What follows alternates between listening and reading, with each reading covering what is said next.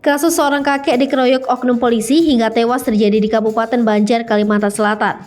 Dilaporkan, yang menjadi korbannya merupakan lansia bernama Sarijan. Sementara 6 oknum polisi dari Polres Banjar telah ditetapkan sebagai tersangka karena menganiaya korban.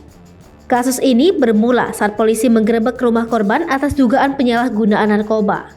Polda Kalimantan Selatan sudah turun tangan terkait tewasnya Sarijan. Berikut fakta-fakta kakek tewas dikeroyok polisi di Banjar dirangkum tribunnews.com. Kronologi kejadian.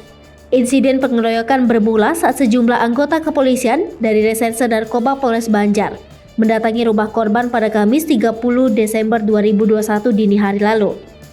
Lokasinya berada di Desa Pemangki Baru, Kabupaten Banjar.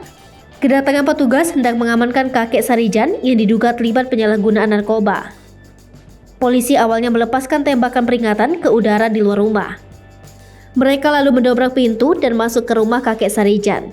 Kakek Sarijan kemudian dikeroyok hingga mengalami luka-luka di bagian wajah. Kesaksian istri korban. Istri korban berinisial J menceritakan detik-detik saat suami tercintanya dianiaya. J menyebut sebelum dianiaya, kakek Sarijan tengah melaksanakan ibadah sholat. Korban lantas menemui para polisi berseragam sipil tersebut. Namun, kakek Sarijan malah dikeroyok di depan sang istri. Kakek Sarijan yang terluka lantas dibawa ke rumah sakit namun nyawanya tidak tertolong. Korban tidak bersalah.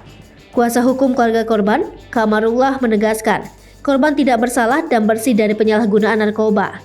Ia juga menyangkakan aksi anarkis yang dilakukan para oknum polisi tersebut. Korban dianiaya meskipun tidak melakukan perlawanan. Pada akhirnya, atas permintaan keluarga, Kamarullah melaporkan tewasnya kakek Sarijan ke Propam Polda Kalimantan Selatan. Hasil otopsi korban. Kepala Bidang Humas Polda Kalimantan Selatan, Kombes M. Rifai, membeberkan hasil otopsi kakek Sarijan. Tewasnya korban diketahui lantaran hantaman benda tumpul. Ia menambahkan, kasus tewasnya kakek Sarijan akan segera disidangkan. Ada 6 tersangka. Hingga kini sudah ada 6 tersangka terkait kasus ini. Mereka semua merupakan anggota kepolisian dari Polres Banjar. Para tersangka akan menjalani sidang etik dan sidang pidana atas tewasnya kakek Sarijan.